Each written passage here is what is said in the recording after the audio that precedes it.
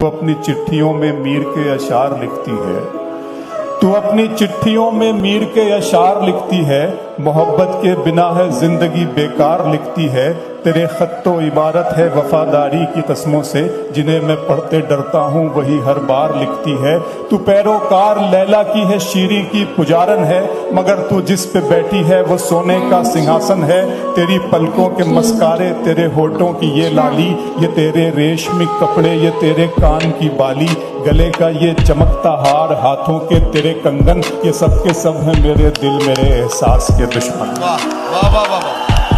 ان کے سامنے کچھ بھی نہیں ہے پیار کی قیمت، وفا کا مول کیا ہے اعتبار کی قیمت، شکستہ کشتیوں ٹوٹی ہوئی پتوار کی قیمت ہے، میری جیت سے بڑھ کر تو تیری ہار کی قیمت۔ حقیقت خون کے آنسو تجھے رلوائے گی جانا، تو اپنے فیصلے پر بعد میں پچھتائے گی جانا، میرے کاندھے پہ چھوٹے بھائیوں کی ذمہ داری ہے، میرے ماں باپ بوڑھے ہیں بہن بھی تو کنواری ہے، بہے نہ موسموں کے وار کو تو سہ نہ پائے گی، حویلی چھوڑ کر ایک جھونپڑے میں رہ نہ پائے گی، امیری تیری میری مفلسی کو چھل نہیں سکتی، تو ننگے پاؤں تو قالین پر بھی چل نہیں سکتی۔